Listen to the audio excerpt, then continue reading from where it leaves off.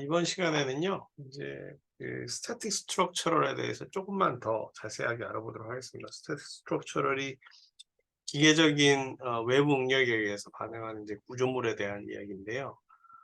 지난번에 우리가 했던 이제 의자 형태로 만들었던 거, 다리가 세 개고 홀드하고 핀이 있었던 걸 가지고 좀 이야기를 먼저 할 텐데요. 그 전에 스태틱 스트럭처에서 표시되는 우리가 이제 어떤 걸 주로 보게 되느냐 이 부분에 대한 어떤 물리적인 의미 뭐 이런 것들에 대해서 잠깐 보고 말씀드리도록 하겠습니다. 사실 이거는 앞에 30 몇 페이지인가요? 한 40 몇 페이지 그 정도에서 이미 한번 설명을 드린 내용들이 되겠습니다. 구조에서 결과 항목들은 주로 응력인데요. 응력은 수직 응력이나 전단 응력이 되어 있고요. 그다음에 다른 면적상 작용하는 힘이고요. 변형률은 이제 수직 변형률하고 전단 변형률이 되고, L절은 처음 길이에서 나중 길이에서 처음 길이 뺀 거에 대한 분율이 되겠습니다. 그 다음에 변형량은 원래 있던 각 절점의 위치에서 그 다음에 외부에 스미가 있을 때 이동한 이 절점이 1로 갔다 오면 이 차이, 이게 변형량이 되겠습니다. 변형량 디포메이션은 여기에서 이렇게 세 토막이 있다고 한다면 얘가 움직여서 얘가 따라서 움직이는 것들도 반영합니다. 근데 변형률은 얘하고 얘 사이의 길이가 어떻게 변했냐만 반영합니다. 절정과 절정 사이가. 그렇죠. 그래서 지난번에 보셨겠지만 나중에 또 보시겠지만 변형량과 변형률은 그런 차이가 있습니다. 어떤 평면에 수직인 힘이 작용했을 때를 우리가 수직 응력이라고 하고요. 바깥으로 길이가 늘어나는 방향으로 작용했을 때를 인자응력이라고 하고요. 그 면에 평행한 힘이 작용했을 때 우리가 전단 응력이라고 합니다. A제로분의 F나 A제로분의 F가 같은데 이 F의 힘에 작용하는 힘과 작용하는 면의 방향이 하나는 수직이고 하나는 평행이라는 게 다릅니다. 인장응력에서는 인장 변형률에서는 여기서는 이제 처음 길이 이 앞에 A0가 힘을 주면 바뀌거든요. 근데 만약에 우리가 그 탄성 영역 안으로만 금속에 대해서 탄성 영역 안으로만 하면은 거의 바뀌지 않습니다. 그래서 바뀌지 않고요. 잠깐 뒤에 가서 보시면 이만큼 변해요. 소성 변형으로 와야 얘네들이 이제 많이 변하게 되는데 그 사이에도 조금 변하게 되는데 크게 영향을 안 미쳐서요.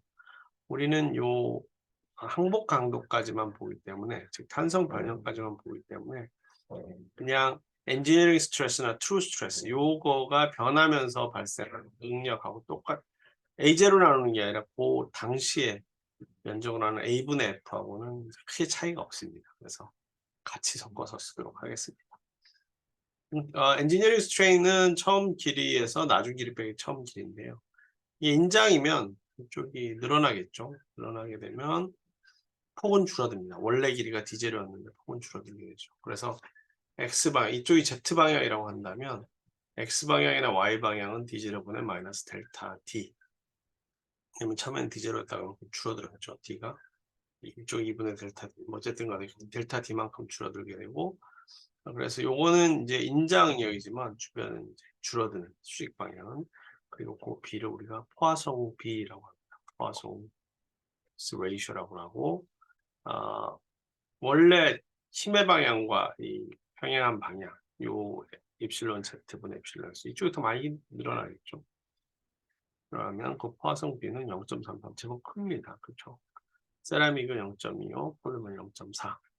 슈어 스트레인은 그 작용하는 방향과 평행한 방향으로 평면과 평행 방향으로 작용하고 높이분의 변형한 양 y분의 델타 x 즉 탄젠트 세타만큼 변형률이 발생하게 됩니다.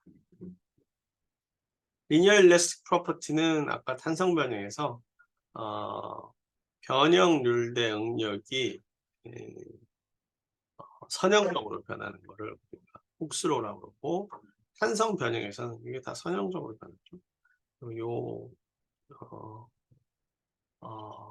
기울기를 우리가 탄성 계수라고 합니다. 그렇죠? 뭐 재료과학 시간에 충분히 했고 합니다. 그리고 요게 이제 앞에서 말씀드린 것처럼 우리는 일단 편성 변형에 대해서만 이야기를 할 거고요. 편성 변형인과 소성 변형이 경계가 되는 능력을 우리가 항복 강도라고 하죠. 시그마 Y. 항복 강도라고 그러고, 이 항복 강도는 대략 변형률이 0.2%일 때, 있어요. 항복 강도는. 얘는 항복 강도죠. 일드 스트레스라고 합니다. 항복 강도. 아, 여기 있네요. 그렇죠? 항복 강도. 이게 요 항복 강도. 그리고 그 변형률이 한 0.2%의 소성 변형인데, 어쨌든 간에 그 경계가 애매모호해서 잡았다 밀렸을 때 한 0.2% 정도 변형되면 항복 강도 기준으로 잡는다, 이렇게 보시면 될 것 같습니다. 여기서 스몰 L은 이제 늘어난 길이고요. 이 L은 처음 길이고 보시면 될 것 같습니다. 그런데 여기서 만약에 우리가 변형을 시켰을 때 이게 더 낫겠네요. 이쪽에 늘어난 변형률과 이쪽에 늘어난 변형률이 어느 게 더 재료의 안정성, 그 시스템의 안정성을 대변해 줄 수가 있는 거냐 하는 문제가 생기게 됩니다. 이런 능력도 있을 수 있고, 우리가 만일에 이제 다양한 형태의 능력을 보면, 그렇죠? 이미 이거는 지워서 안 나타나는데, 우리가 저 의자에다 응력을 가하게 되면 다양한 형태의 각 절점에서 다양한 형태의 응력이 나타나게 됩니다. 그렇겠죠?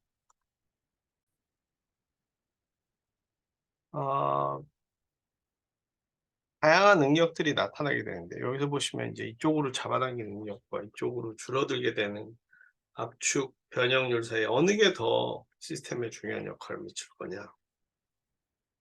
상황이 복잡해지는 거죠. 예를 들어 가지고 우리가 의자를 했을 때, 그렇죠? 이게 X축 방향으로, X축 방향으로 응력이 분포입니다.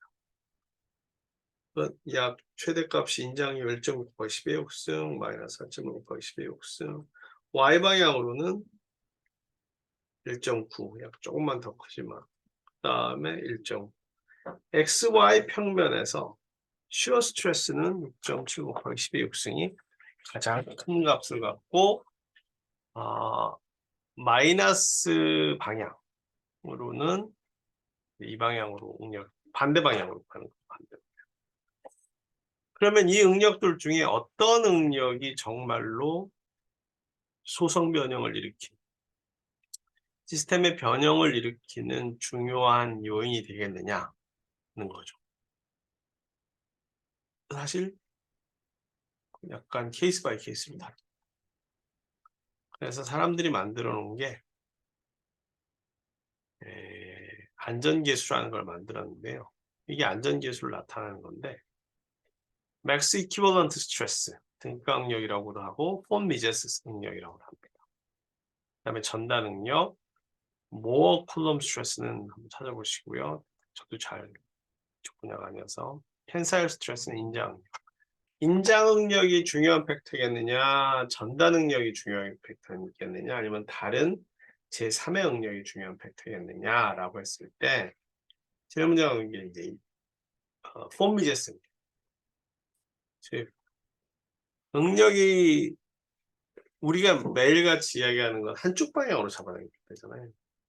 그런데 좀 전에 구조물 같은 데에서는 이런 데 응력이 작용하는 부분이 이렇게 가서 이렇게 해서 여 밑에가 지지대가 있다 보니까 각 절점에서 작용하는 응력들은 이 점이나 그다음에 이 점이나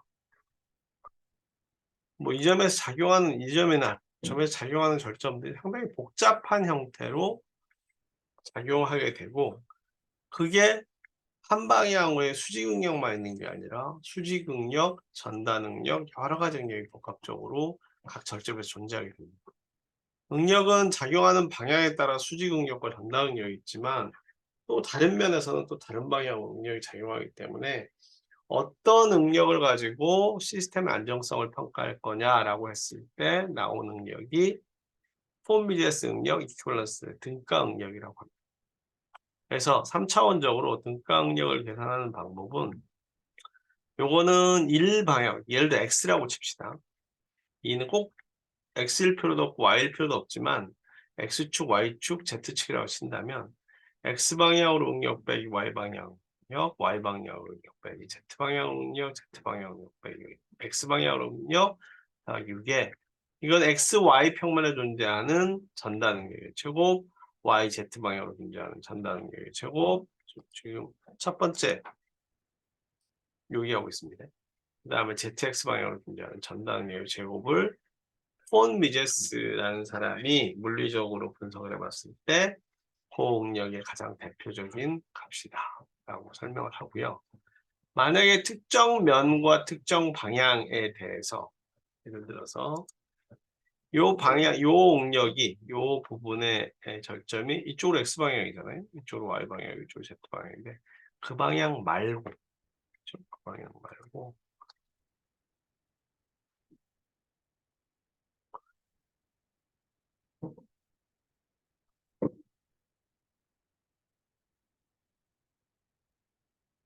그래서 예를 들어서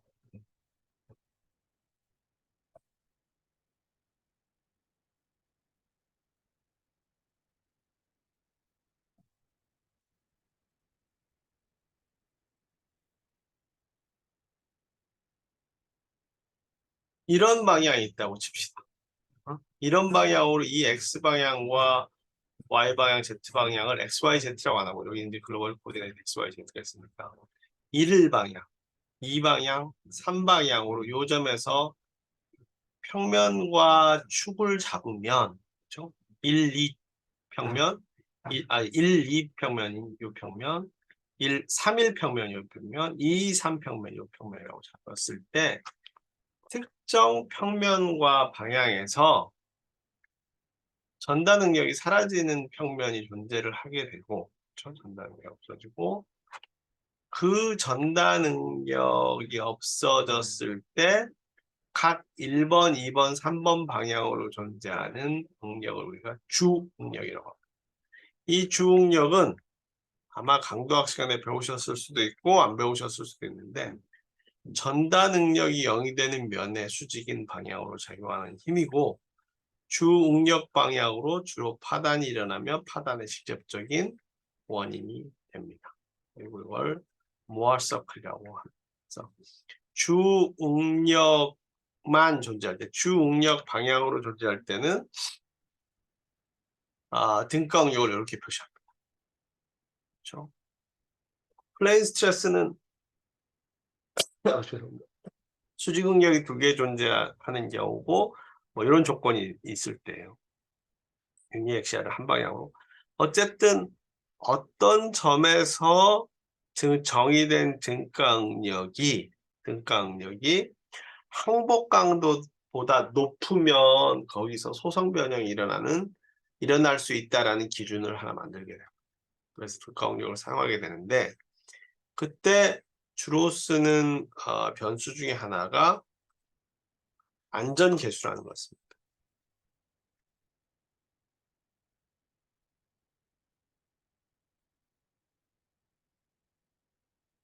라고 쓰고 요거는 그 점에서 그렇죠? 그 점에서 노드죠. 그 점에서의 응력 어떤 포인트 N이라는 노드라는 점에서 응력분의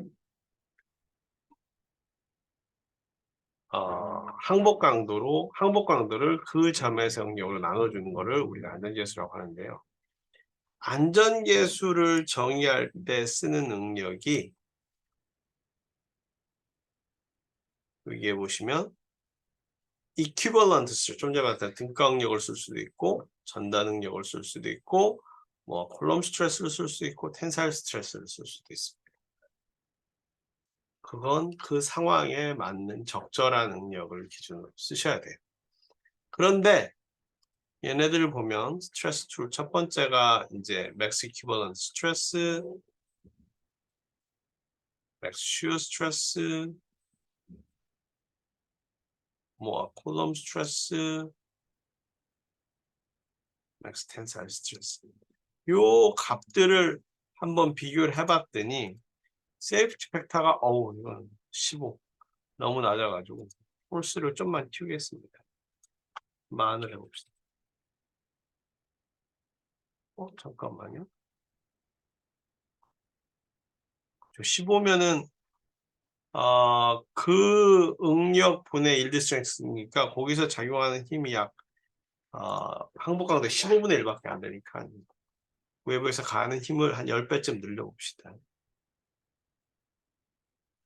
커넥션을 지금 다 본디드로 했네요. 본디드 말고 노 세퍼레이션 해봅시다. 노 세퍼레이션 할 때 에러 날까 모르겠네.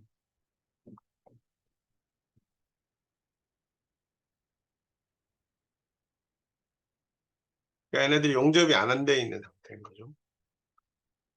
원인이 있다. 원인까지는 버텨줍니다. 에러가 뜨면은 오류가 나면서 계산을 못 하는데요. 그래서 폼 미제스로 계산한, 그렇죠? 폼 미제스로 계산한 맥스 이퀴벌런트 를 계산했더니 짱어 0.45가 나왔죠. 0.45란 얘기는 요게 분의 요게 0.45니까 이게 시그마 y가 시그마 n 그 점에서의 노드에서의 응력보다 45%밖에 안 된다니까요. 이게 거의 2배가 더 고응력이 더 한 2배 정도 더 크다는 얘기죠. 2배 조금 더 0.45분의 1만큼. 그렇죠? 그 다음에 맥스 슈어 스트레스로 계산했더니 여기도 0.42. 그 다음에 모아 쿨럼 스트레스로 계산했더니 여기도 3.42.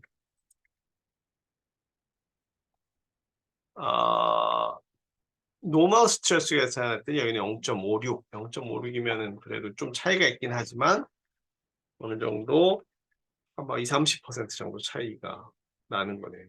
수성 변형이 일어나는 위치가. 그렇죠? 그때 미니멈 위치를 보면 여기가 가장 낮은데 저건 저 안쪽, 요 안쪽에 있습니다. 그래서 여기 3차원에서 볼 때는 잘 보셔야 돼요. 그렇죠? 요 안에 어디에서 보일 것 같고요. 그 다음에 얘는 세이프티가 거기 위치고 요 위치고 거의 그 위치에서 특정 위치에서 에러가 나는 것처럼 보입니다. 그렇죠? 그러다 보니 일반적으로는 등가 응력으로 그 시스템의 안정성을 항복 강도와 비교해서 평가하는데요. 저희들은 항복 강도를 넘어가지 않는 선에서, 즉 소성 변형 안에서 항복 강도보다 더 커지면, 즉 안전 계수가 1보다 작아지면 그때부터는 문제가 있다고 보는 걸로 통일하겠습니다. 때에 따라서는 주응력에 의해서 판단될 수도 있는데요. 전단 응력이 0이 되는 면에 수직인 작용을 적용하는 일이고, 이때는 변형이 아니라 주로 파단이 직접적인 원인이 돼요. 파괴. 그렇죠? 파괴의 직접적 원인이 되기 때문에 프린시펄 스트레스도 굉장히 중요한 능력입니다. 프린시펄 스트레스도 그 점에서 스트레스 하시면 여기 미들 프린시펄, 미니멈, 맥시멈, 맥시멈 프린시펄, 미들, 미니멈을 우리가 각 노드에서 각 우리가 계산하는 그 점에서 구할 수가 있습니다. 요거에 대한 정의는 사실 강도학 시간에 다른 물성 시간에 배우시는 게 맞을 것 같고 여기서는 이런 게 있다라고 보시면 돼요. 맥시멈 시어 스트레스 특히 이렇게 서로 붙어있는 부분이 있잖아요. 지난 시간에 봤던 메모리 스태킹 했을 때 붙어있는 부분. 이런 부분은 시어 스트레스에서 잘 파괴가 일어납니다. 시어 스트레스에서 파괴가 일어나는 부분들은 시어 스트레스가 어느 부분이 제일 큰지를 잘 봐야 됩니다. 스트레스 인텐시티는 계속 반복적으로 응력이 가해주는 곳에서 요 진폭, 최대값과 최소값의 차이이고 필요 해석 시 사용이 되는데 저희 쪽에서는 지금으로서는 필요 해석까지 가기에는 좀 무리가 있다고 보여져서 지나가도록 하겠습니다.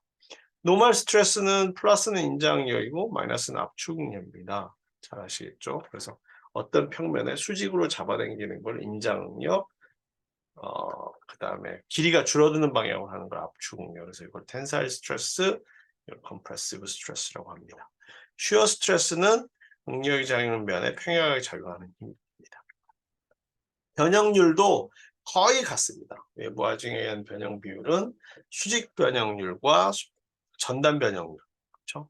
두 가지가 나누게 되는데 폼미제스 변형률도 적용이 됩니다. 이런 식으로, 그렇죠?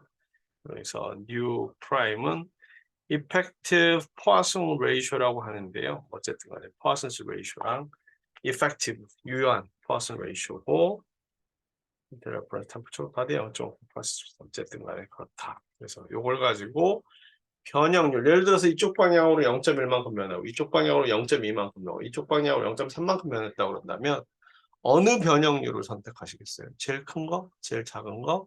아니면 그거에 대한 합? 아니면 벡터 합? 사실 알 수가 없죠. 그거에 대한 총 각각의 변형률의 어떤 대표성을 가지고 있는 변형률이 equivalent straight 특가 변형률 또는 form bias 변형률이라고 보시면 됩니다. 주 변형률은 아까 주 응력이 작용하는 방향에서 전단 변형이 없는 상태에서 전단력이 0이니까요. 수직 변형률을 말하고 maximum shear strain은 각 절점에서 각 요소의 절점에서 전단 변형률 중 최대값을 나타내게 됩니다. strain intensity는 변형률 강도고 stress intensity랑 똑같죠. normal strain은 각 축방향, 축방향이 꼭 XYZ일 필요는 없습니다. 그래서 축방향으로의 수직 변형률을 노멀 스트레인이라고 합니다. 이와 유사하게 전단 변형률을 슈어 스트레인이라고 하고 열 변형률은 온도의 등락에 따라서 열 변형이 얼만큼 일어나는지 나타내는 변형률이 열 변형이라고 합니다. 이퀴벌런트 스트레인도 있긴 한데요. 요거는 이퀴벌런트 플라스틱 스트레인도 있긴 한데 이번엔 플라스틱까지 즉 소성 변형까지는 안 가기 때문에 요건 지나가도록 하겠습니다. 이거까지 설명하면 좀 복잡해져서 이 부분은 한번 읽어보시는 걸로 하고 패스 하도록 하겠습니다. 디포메이션은 각 절점에서 그렇죠? 각 절점에서 디포메이션하고 스트레인이 항상 헷갈리는데 처음에 위치가 이 1이라는 점이 x1, y1, z1이었다가 변형해서 1'이라는 위치가 돼서 x1', y1', z1'로 변했다고 한다면 실제로 옆에 있었던 0이라는 점이 똑같이 변했으면 원래 길이가 L0였다가 0'이 예를 들어서 똑같이 이쪽으로 와서 얘의 길이가 L0를 그냥 유지한다고 한다면 변형률은 0입니다. 왜냐하면 처음 길이분의 나중 길이 빼기 처음 길이니까요. 0번과 1번의 길이의 처음에가 L이었는데 힘을 주기 전에 L이었는데 힘을 주고 났더니 그 길이가 변화가 없다. 그러면 0이 되는 거죠. 그러나 1번은 XYZ에서 X1', Y1', Z1'으로 이동했기 때문에 변형량 디포메이션은 루트 벡터의 길이인 거죠. x1 프라임 마이너스 x1의 제곱 더하기 y2 마이너스 y1 아니 y1 프라임 마이너스 y1의 제곱 플러스 g1 프라임 마이너스 g1의 제곱으로 나타냅니다. 그래서 변형량이 크다고 해서 스트레인이 큰 건 아닙니다. 요거 같은 경우도 이 아랫방향 이 방향으로 움직인 좌표 쪽이 움직인 건 이 부분이 제일 크지만 꼭 변형률이 strain, 변형률. 그렇죠? 변형률, 이건 deformation, 변형량.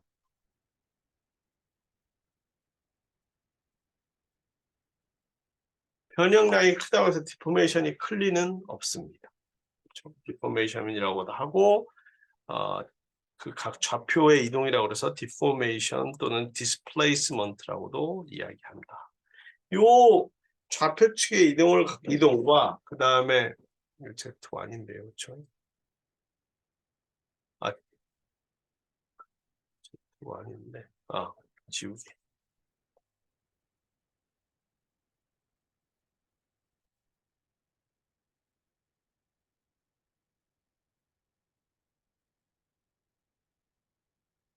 요 축의 좌표가 이동한 값과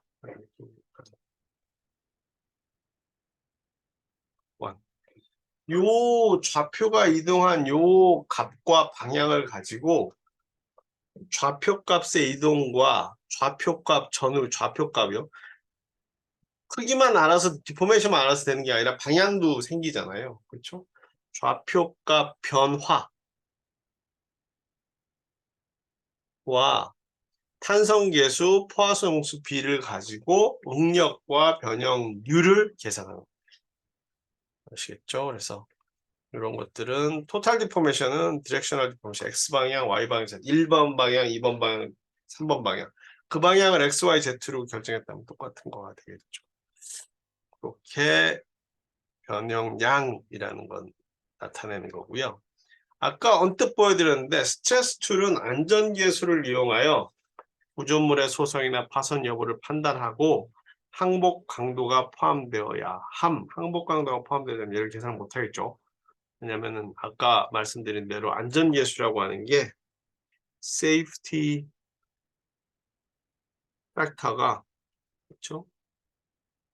그 점에서의 응력 시그마, 그 점에서의 응력 n분의 시그마 y인데 이게 수직 응력일 거냐 수평 응력일 거냐 아니면은 등가 응력일 거냐 하는 거는 엔지니어의 판단에 맡기고 특별하게 레이어 타입이 아니면 일반적으로 접합 형태가 아니면 일반적으로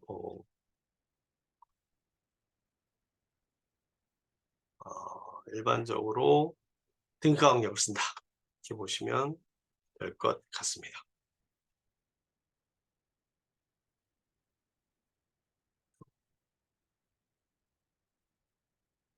다음에 그래서 요 값이 요 값보다 크게 되면 세이프티 팩터가 1보다 작아지니까 일단은 파손이라기보다는 소성 변형에 주안점이 생기겠죠. 여기에서는 소성 변형으로만 제한합시다. 그래서 소성 변형이 생기는 경계까지만 하도록 하는 거고요. 일반적으로 이제 파손은 영성 재질일 때는 소성 변형이 꽤 많이 늘어나고 유리나 콘크리트처럼 이제 취성 잘 깨지는 것들은 항복 강도 조금 지나서는 깨진다 그런 뜻입니다. 그래서 스트레스 툴에서 이론 및 응력 한도 종류는 맥스 이퀴벌런트 스트레스라느냐, 뭐 텐사일 일루퍼 어느 거 여기서 항복 강도는 텐사일 일루퍼 매트리얼로 했고요.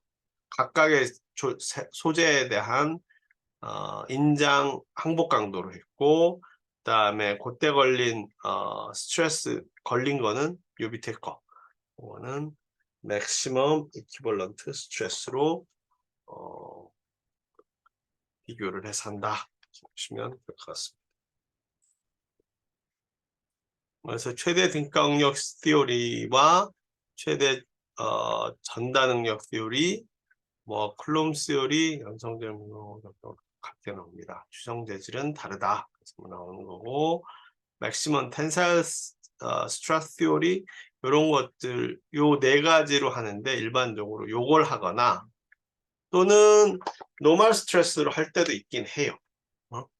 어느 경우인지 나중에 혹시 기회가 닿으면 이야기할 수 있는 기회가 있었으면 좋겠습니다. 다음에 이제 우리가 실제로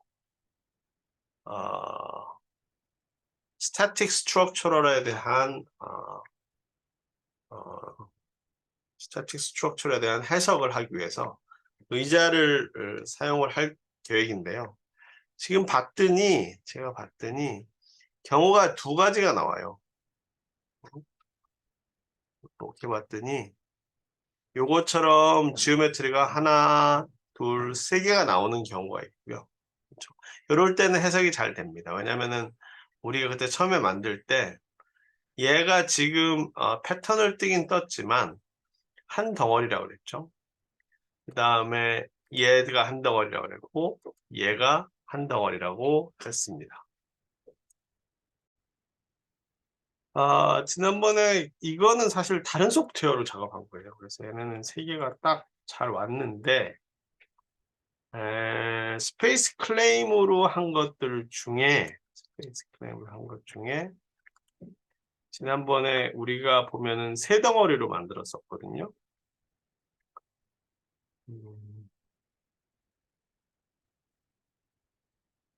세 덩어리로 만들었었는데 걔네들이 이렇게 이 컴포넌트 2 요게 요 다리예요, 다리. 그렇죠? 그래서 요 덩어리하고 얘 다리를 이제 패턴으로 만들었었는데 기억하시는지는 하시는지 모르겠지만 그래서 요 네 개가 한 몸인데 스페이스 클레임으로 했던 게 그대로 되면서 네 몸이 된 거예요. 몸이 된 네 개가. 그렇죠? 그러면서 에러가 떠서 요걸 하나로 만들어줘야 돼요. 하나로 만들어줘야 되는데 하나로 만드는 방법은 얘가 지금 이렇게 이게 다 떠버린 거예요. 그렇죠? 하나, 둘, 셋, 넷, 다섯, 여섯. 하나, 둘, 셋, 넷, 다섯, 여섯. 그래서 저걸 만들어주는 방법이 있는데 얘네들을 이제 합치면 되는데 이 상태로는 조립한 상태에서 합치는 방법은 여기서 그냥 이렇게 그냥 이렇게 다 선택한 다음에 디자인에서 컴바인을 누르면 에러가 떠요. 그러면서 뭐라고 쓰냐면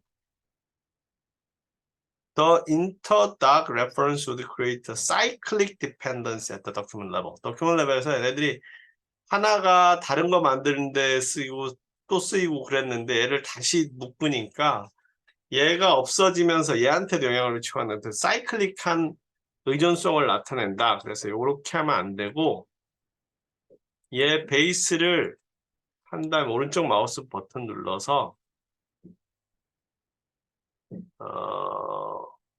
오픈 컴포넌트 얘를 따로 거기 뭐예요? 원래 있던 파일로 온 다음에 전체를 선택해서 컴바인 누르면 이제는 여기 보세요. 여기가 지금 솔리드 하나, 솔리드 둘, 솔리드 셋, 솔리드 네 개가 있는데 오픈 컴포넌트는 이 베이스를 그냥 파일을 연 거예요. 그래서 얘네들을 할 때 에스케이프 치고 얘네를 그냥 마우스로 쭉 긁어서 다 선택한 다음에 컴바인을 누르면 하나, 둘, 셋, 넷 솔리드가 하나가 돼버립니다. 그렇죠? 하나가 돼서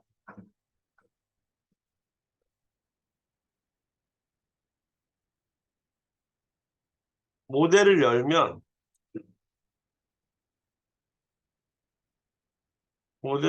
원래는 하나, 둘, 셋, 넷, 다섯, 여섯 개가 있었던 게 모델을 열면 이렇게 세 개로 바뀝니다. 얘네들이 베이스부터 해까지가 네 개가 합쳐져서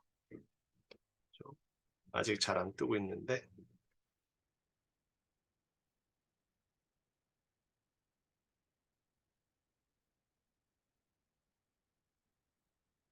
이 물음표는 그 재료 물성치가 부여가 안 돼서 그래요. 얘가 그러니까 하나, 둘, 셋, 넷, 네 개가 독립적으로 존재했던 것이 이제 세 개로 바뀌게 되는 게 있고요. 또 하나는 우리가 맨 처음에 만들었을 때, 그렇죠? 맨 처음에 만든 게 요 베이스거든요. 베이스. 이렇게 되면은 원래 있던 거하고 차이가 나는 것처럼 이렇게 보여요. 그렇죠? 이렇게 차이가 나는 것처럼 보이는데 지오메트리를 말고 그러면은 요거를 워크벤치로 나와서 지금 요거를 가지고 가는 거거든요. 오른쪽 마우스 클릭한 다음에 그냥 업데이트를 하시면 원래 있던 애가 사라져요. 아까 막 좀 지저분했던 게 사라지고 베이스 홀더 핀 3개로만 딱 묶입니다. 지오메트리 보시면 베이스 홀더 핀이고 이 물음표는 베이스에 뭐 예를 들어서 스트럭처럴 스틸 홀더의 스트럭처럴 스틸 같은 거니까 핀의 스트럭처럴 스틸 재래물성치를 부여하면 이제 베이스 홀더 핀이 제자리로 돌아오고 이게 지금 마치 투명하게 처리되어 있는 것처럼 되어 있는데 그것도 이제 나중에 제자리로 돌아옵니다.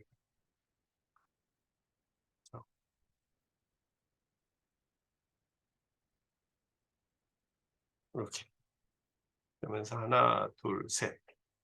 그래서 우리가 어셈블리에서 열어서 그렇게 할 수도 있고 또 한 가지 방법은 맨 처음에 베이스를 만들었던 게 이 베이스가 이거거든요.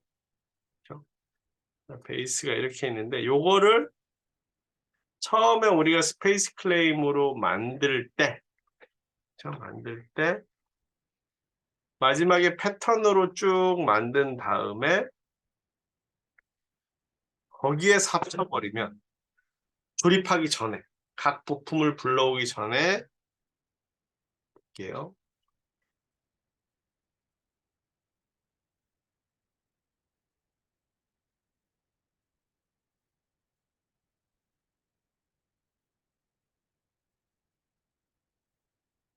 여기에 보시면 하나 컴포넌트 솔리드 컴포넌트 솔리드 3개가 있는 이 상황에서 얘네들을 그냥 원래 조립되기 전에 선택하고 컴바인을 하시면 얘가 컴바인이 됩니다. 이 패턴하고 원래 있던 거 이거는 뭐나? 죄송합니다. 이게 지금 컴바인에서 다른 걸 건드려서 그렇대요. 이 스킨 여기 지금 그래서 여기 보시면 패턴하고 플레인 아까 좀 전에 요걸로 이제 잘려가지고 그런 거였고요. 다시 한번 볼까요? 이 상태에서 전체를 다 선택하고 이 플레인은 없어도 되는 거니까 지우셔도 됩니다.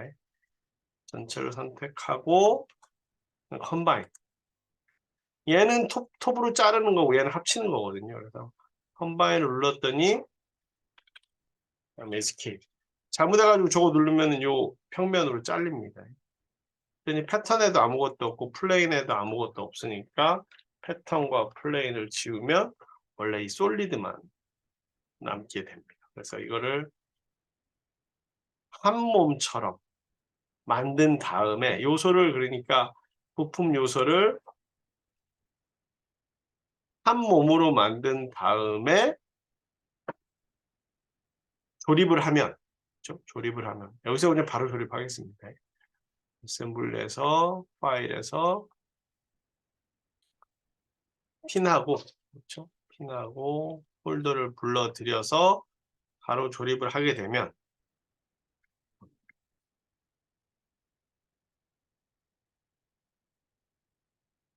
윗면과 얘면을 탄젠트를 얘를 일단 앵커를 시킵시다. 앵커가 안 되네. 앵커가 안 되네. 자, 한번 할게요. 탄젠트의 첫 번째 지정된 게 움직이죠. 첫 번째 지정된 게 움직이는데 홀더를 거꾸로. 왜냐하면 지금 요 구멍이랑 요 구멍이랑 맞춰야 되거든요. 그래서 뒤집은 거예요. 그 다음에 이 탄젠트 더 이상 필요가 없어서 탄젠트는 더 이상 필요가 없어서 지우겠습니다. 그리고 여기에 있는 구멍과 여기에 있는 구멍을 얼라인을 시키면 얼라인이 되고, 다음에 여기에 있는 축과 여기에 있는 축을 다시 얼라인 시키면 그런 상황이 되고, 플레인에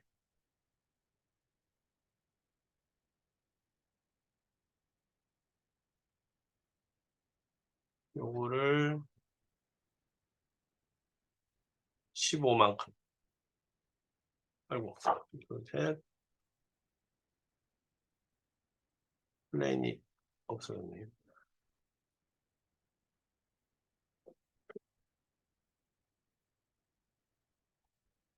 move 얘를 쭉 방향으로 15만큼 이동하고, 어셈블리에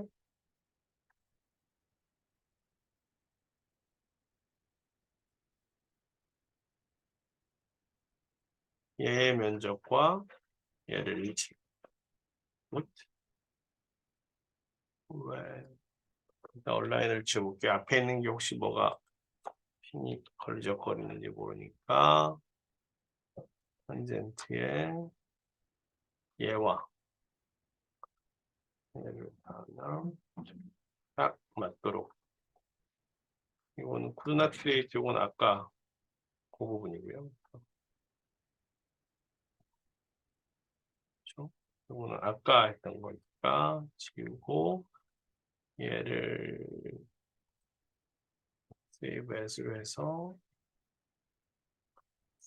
이 탄젠트 나중에 했던 거는 이 구속 조건은 지우셔도 되고요. 그 다음에 요거는 바깥으로 끄집어 내셔도 됩니다. 보니까 여기에서 있던 것들이, 그리고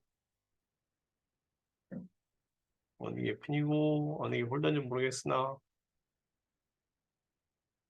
이렇게 꺼내셔도 되고, 아니면 그냥 있던 대로 이렇게 핀과 홀더를 이렇게 놓으셔도 됩니다. 그래서 얘를 베이스 1이라고 하지 말고 어셈블리 1이라고, 어세이 1이라고 했습니다. 어세이 01. 그렇죠? 그래서 여기 보면은 save every external document, new version, save on modification, overwrite and overwrite 보겠네요.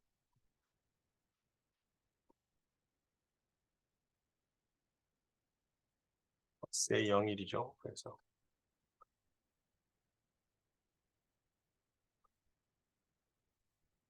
얘를 임포트 해야 되겠죠. say 01을 우리가 임포트 했으니까 여기 하고, 이게 되는구나.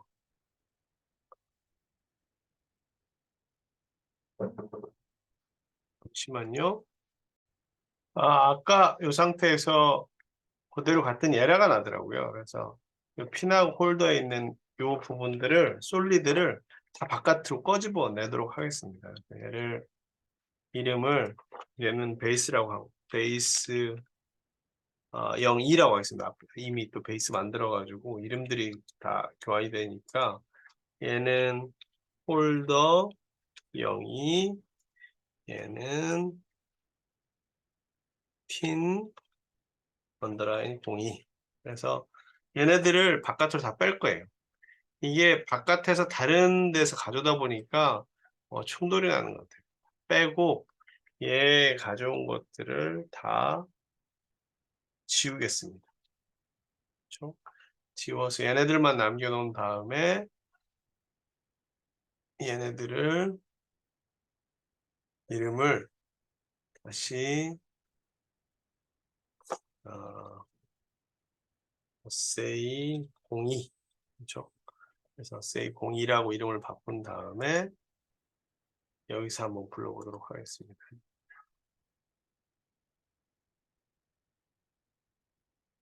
say 02를 부르면 얘네들이 읽힙니다. 그러니까 아까 거기 다른 데서 불러온 부품 요소 이름들을 안에 솔리드만 바깥으로 끄집어내서 정리를 한번 할 필요가 있는 것 같아요. 그러니까 요렇게만 남겨 놓으셔야 돼요. 그래야 에러가 적습니다. 썩 마음에는 안 들지만 그래도 어떡하겠습니까? 공짜니. 다음에 이제 바운더리 컨디션하고 요런 부분들은 바운더리 컨디션하고 요런 부분들은 다음 시간에 하도록 하고요. 각 부분에 대한 능력이나 이런 분포들까지 다음 시간에 해서 능력 부분을 마무리 짓고 다음에는 이제 우리가 정기적 성질 중에 맥스웰을 쓰는 방법을 한번 이야기하도록 하겠습니다. 그래서 이 부분은 여기까지 하도록 하고 이제 바운더리 컨디션하고 결과들은 다음 시간에 하도록 하겠습니다. 그래서 오늘 부분은 양은 꽤 많은데요. 앞에 있는 거랑 중복이 돼서 그렇죠. 그래서 이렇게만 남겨놓으시면 될 것 같고 여러분들이 좀 해주셨으면 하는 거는 태스크는 꼭 해야 된다기보다 여러분들이 그 시간에서 이런 거 했습니다. 여러분들도 한번 하시면서 보셨으면 하는 거예요. 그래서 조립음을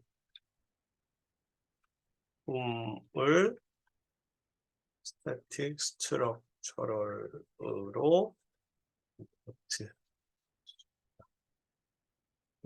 응력, 변형률, 변형량 등을 이해할 수 있다. 특히 등가 응력을 이해할 수 있다. 등가 응력은 아마 강도학 시간이나 이런 시간에 배우신 분들이 있을 거예요. 그 부분들 참조하시고요. 잘 아직 안 배우신 분들은 그냥 응력 상태가 굉장히 복잡한데 전체를 대표할 수 있는 응력이다 이렇게만 아시고 있으시면 될 것 같습니다. 자, 이번 시간은 여기서 마치도록 하겠습니다. 감사합니다.